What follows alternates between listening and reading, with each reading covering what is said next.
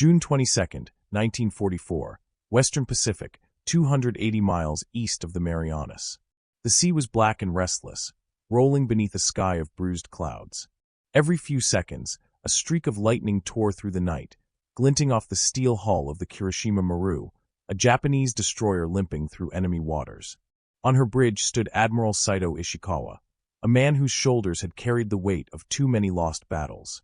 The smell of salt, diesel, and rust filled the air, mingling with the quiet despair of men who had not seen a friendly port in weeks.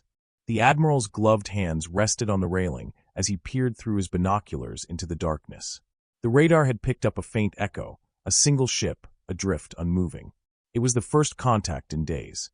Ishikawa's crew waited in silence, breath held, hearts pounding.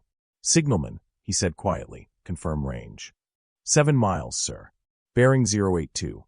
Through the mist, a shape slowly materialized, a ghostly outline of a cargo vessel, its deck tilted, smoke rising weakly from one funnel. The American flag was faintly visible, tattered but still waving. No escort, no lights, just silence. For a moment, Ishikawa wondered if it was a trap, another clever American ploy. But curiosity overruled caution. He gave the order, "Prepare a boarding team." Within minutes, small boats splashed into the water. Japanese Marines, armed but wary, climbed the hull of the abandoned ship and vanished into its dark corridors. What they found inside was unlike anything they had ever seen. The cargo hold stretched for hundreds of feet, stacked high with crates bearing stamps from Chicago, Detroit, San Diego. Inside, canned food, aircraft engines, surgical tools, radio parts, and endless rows of polished ammunition boxes. The air was heavy with the scent of machine oil and rusted steel. The boarding officer returned, pale. "Sir, you must see this yourself." Ishikawa stepped into the cargo bay and froze. The sight was overwhelming, a floating warehouse, brimming with the lifeblood of a nation that never slept. His men, hollow-eyed and starving, gazed in disbelief. Cans of fruit they hadn't tasted in years. Fresh uniforms sealed in wax paper. Medicines their wounded would never have. His chief of staff, Commander Yamagata, whispered under his breath, "They have enough to feed a city." The admiral said nothing. He simply walked the length of the hold, fingers trailing along a crate marked Liberty Ship Program, Supply Unit 57. The label meant nothing to him then, but it would soon mean everything. As the inspection continued, Ishikawa's thoughts turned inward. For months, Tokyo's orders had grown desperate. Hold the line, defend the islands, fight to the last shell. Yet here was proof that the enemy had shells enough for 10 wars. The United States had turned its factories into arsenals, while Japan could barely keep its ships fueled. He paused near the bridge and looked out toward the horizon. In the distance, the Pacific shimmered faintly beneath the moon. It was beautiful and cruel, endless, uncaring. He thought of his son, training as a pilot in Kyushu, and wondered how many young men were being sent to die for a cause already lost. The ship's logbook was recovered, but its pages were smeared, burned, and mostly unreadable. One line stood out. Convoy route Liberty Network confirmed operational. Ishikawa's translator circled it in red pencil. Hours passed as his crew inventoried the cargo. Beneath the bridge deck, 2 Marines stumbled upon a steel safe bolted to the floor of the captain's quarters. It was large, heavy, and marked with the emblem of the U.S. Navy. "Permission to open it, sir?" Ishikawa stared at it for a long moment. Then he nodded. "Take it aboard the Kirishima Maru." Back on his ship, the safe sat in the radio room, surrounded by expectant eyes. The key was missing. The admiral ordered the ship's engineer to cut through the hinges. Sparks flew as metal screamed against metal. When it finally cracked open, a single folder slid out, thick, sealed in waterproof leather. On the cover, stamped in bold letters, were 2 English words Ishikawa could read even without translation: Project Liberty. He opened it slowly. Inside were charts, coded radio frequencies, and pages of figures listing supply routes, ship counts, and tonnage. His translator began reading aloud, voice trembling. Convoy lines: Hawaii to Australia. Daily tonnage: 7,000. Replacement ships: 15 per week. The room fell silent. The numbers were impossible. The Americans were not struggling, they were accelerating. The admiral's breath caught. 15 ships per week?" he asked softly. "Yes, sir. Liberty-class vessels. Thousands of tons each." For a moment, no one spoke. The hum of the engines filled the void. Ishikawa stepped back, his face unreadable. He understood what this meant. Japan's defeat wasn't in the future. It was already written, sealed in these papers. He turned to his radio officer. Transmit everything to Naval Command in Tokyo. They must see this immediately. But when the operator switched on the radio, only static filled the room. He adjusted dials, tried different frequencies, changed antennas. Nothing. The static never ceased. "Sir, they are jamming us," he said. "The Americans are listening." The admiral frowned. "Or perhaps," he said quietly, "this ship was never meant to be found." He ordered all lights dimmed and all transmissions halted. The Kirishima Maru drifted silently beside the captured vessel. Above them, clouds gathered, muffling the stars. On deck, Ishikawa stood alone, the folder clutched in his hands. Lightning flashed again, illuminating the endless ocean. He could almost hear the factories across the sea, 1,000 engines roaring, 1,000 furnaces burning, producing power that no fleet could stop. He whispered to himself, "The war is already lost. We are fighting a shadow." Then came a sudden flicker on the American ship's mast, a dim red light, blinking in intervals. At first, the crew thought it was a malfunction. But the pattern was unmistakable, 3 short, 3 long, 3 short. An SOS. "Someone is signaling," the lookout shouted. The admiral's eyes narrowed. "That's impossible. There's no crew aboard." "Perhaps the Americans left an automatic distress beacon," Yamagata suggested. Ishikawa didn't answer. He watched as the light continued its rhythm, steady and relentless.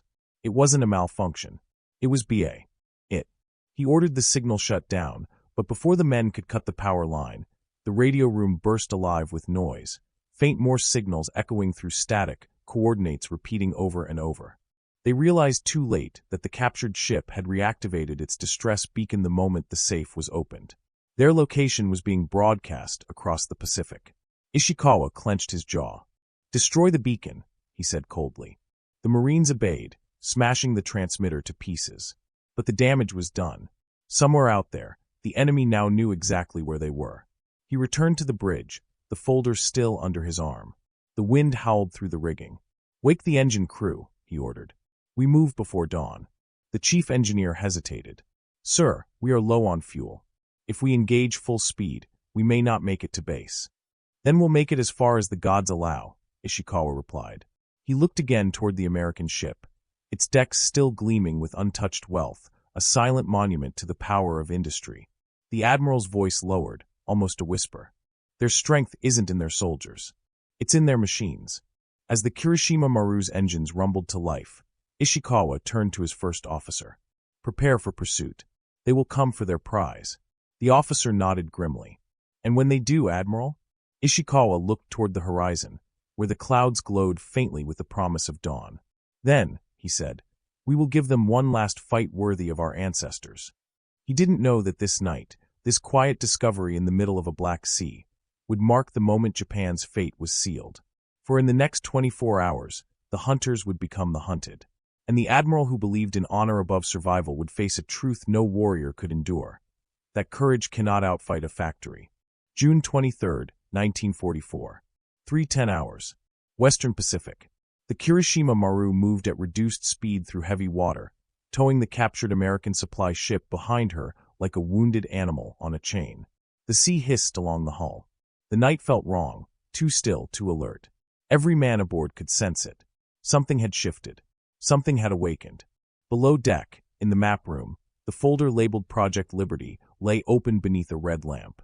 Pages were spread across the table, convoy diagrams, tonnage records, replacement ship schedules, industrial output figures.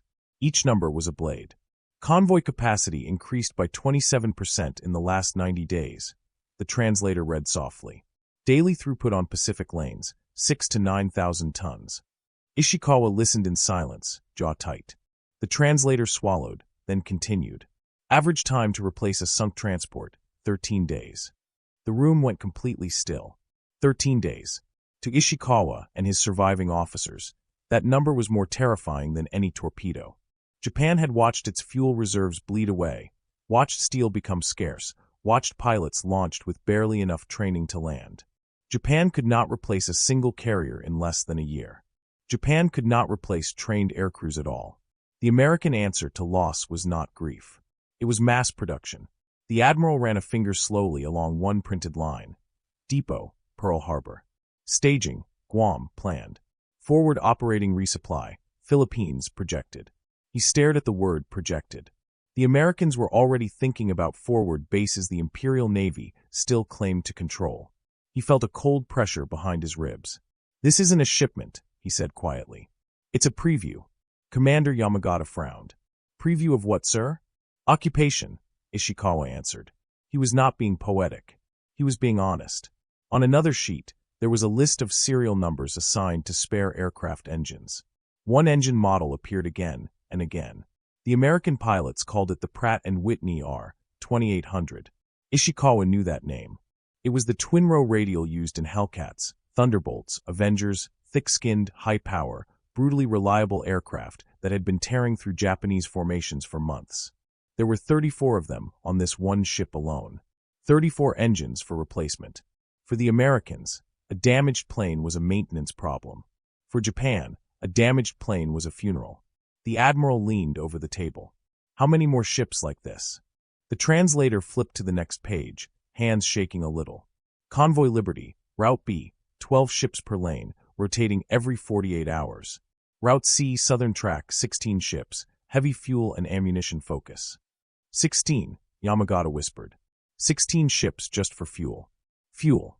The one thing Japan's navy was starving for. The one thing her battleships could not sail without. The one resource that determined how long the war could continue. Ishikawa exhaled through his nose. They're not running out, he said. They're scaling up. For a moment nobody spoke.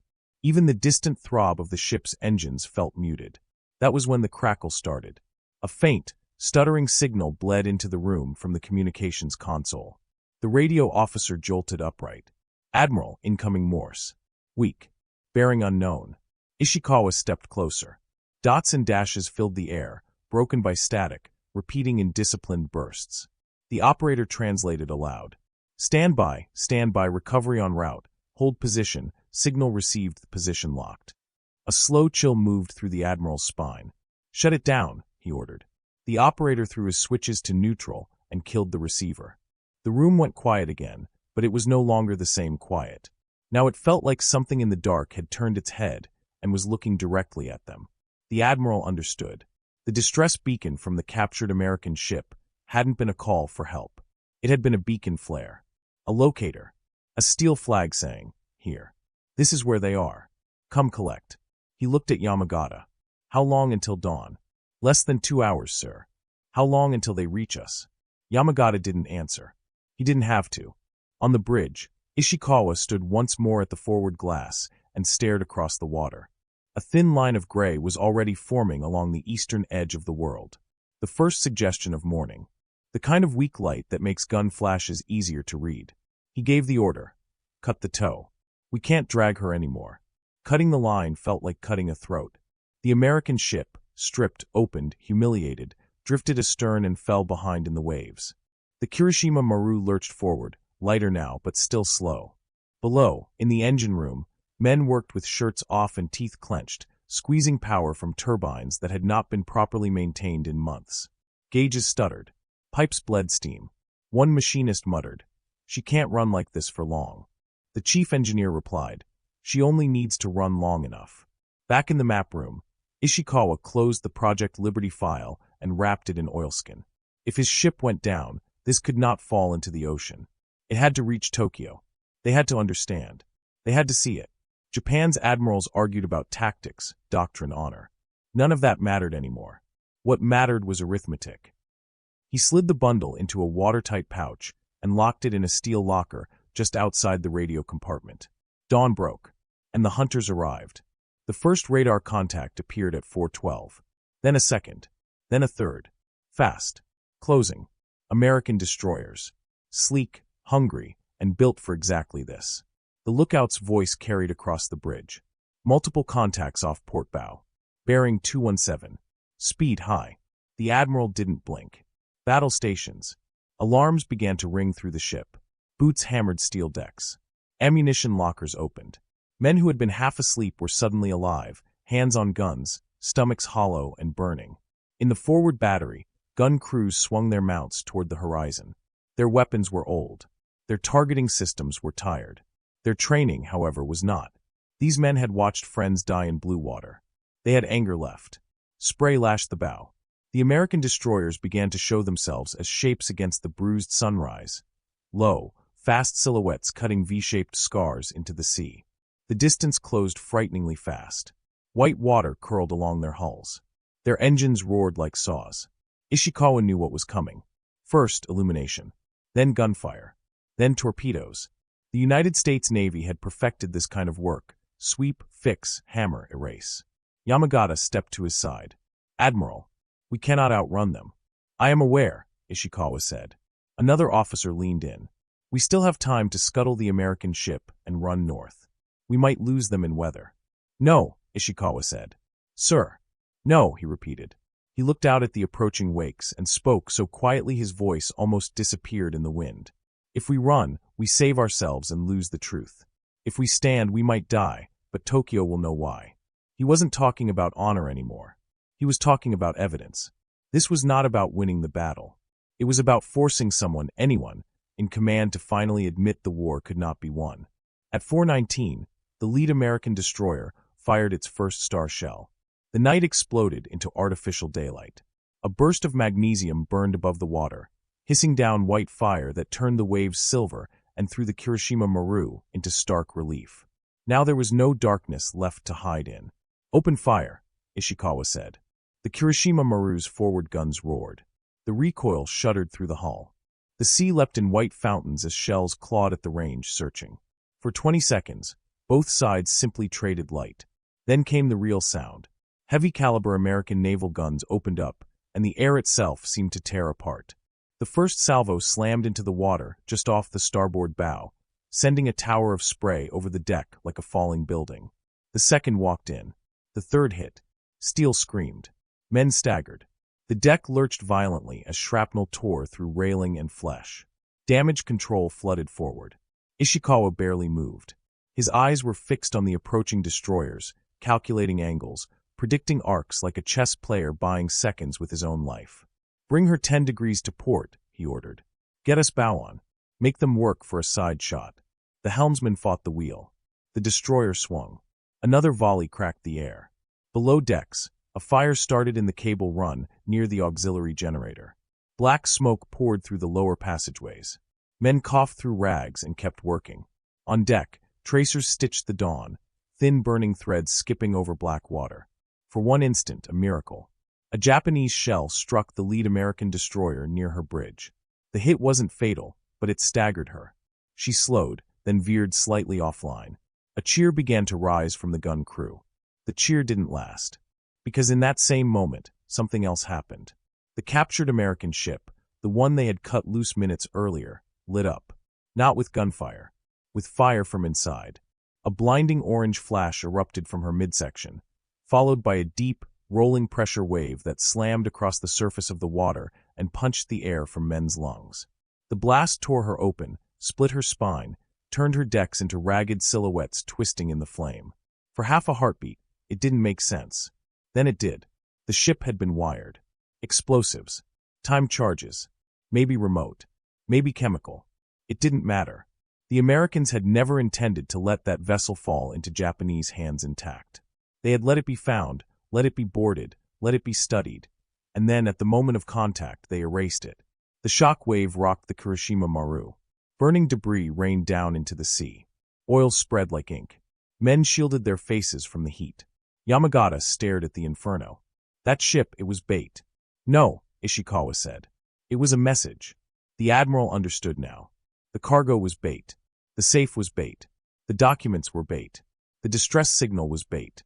Even the abundance, the canned meat, the engines, the medicine, was part of the message. Here is what we have. Here is how much of it we have. Here is how easily we can throw it away. It was psychological warfare. Industrial warfare. Spiritual warfare. And it was perfect. The American destroyers didn't slow. If anything, they pressed harder, emboldened by the detonation. They began to cross the Kirishima Maru's T, sliding into the classic killing angle. Torpedo warnings rang out. On the lower decks, sailors scrambled to seal compartments, to route around flooding, to drag the wounded clear of the burning paint and twisted metal. The whole ship shook as another volley punched through the aft superstructure. Still Ishikawa refused to order retreat. He stood unflinching in the storm he knew would end him. Because at this point, retreat was meaningless.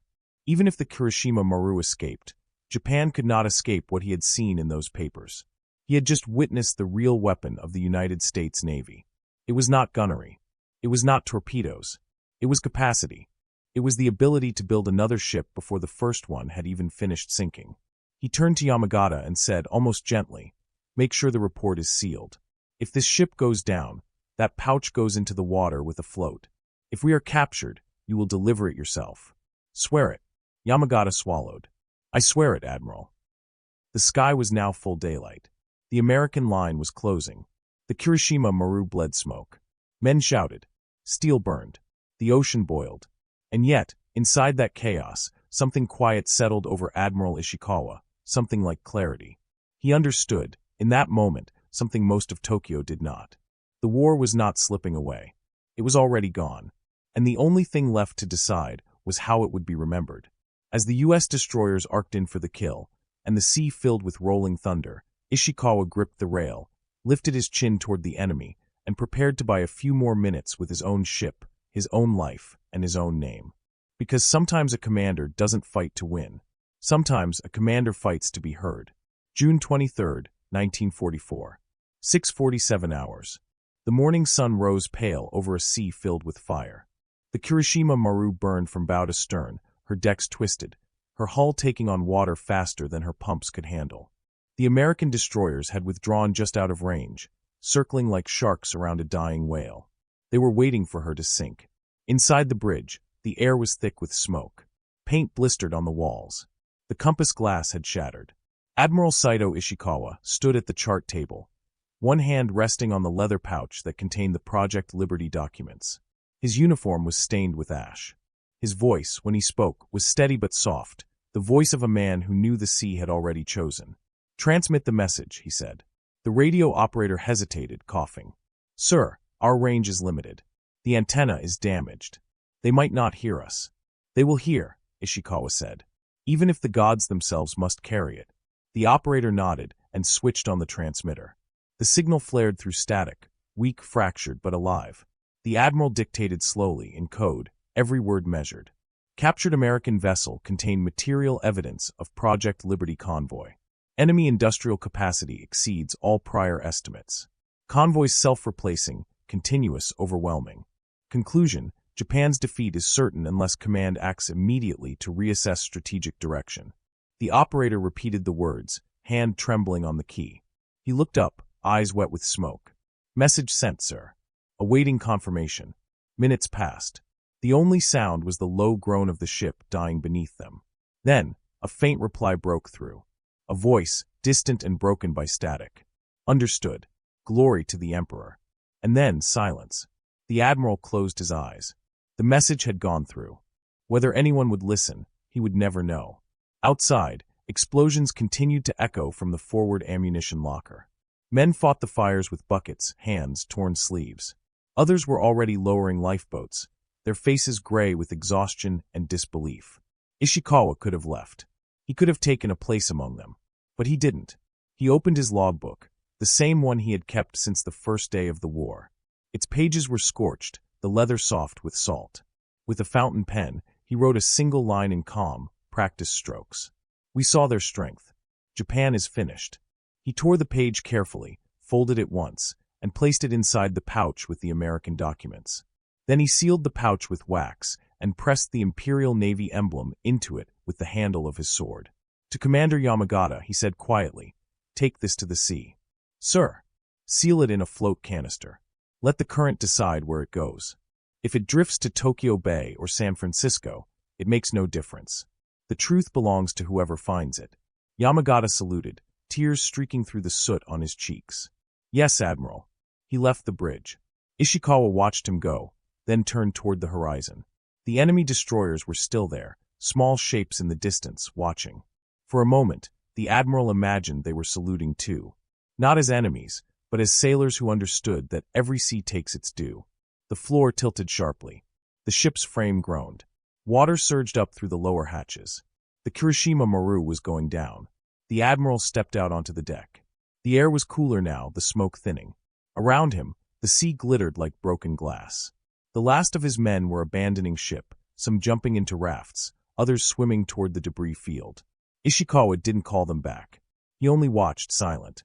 He removed his cap, straightened his uniform, and faced the rising sun. The flames reflected in his eyes like two small torches. He whispered something only the wind could hear, a prayer, or perhaps a farewell. At 7:09 hours, the Kirishima Maru's bow lifted from the water. Her stern disappeared beneath the waves, dragging her down into the deep. The explosion that followed was muffled, more a sigh than a roar. When the sea closed over her, the sound vanished entirely. All that remained was smoke, oil, and silence. Decades later, 1972, south of Guam. A research team aboard a Japanese maritime vessel deployed submersibles to study deep-sea wrecks from the Pacific War.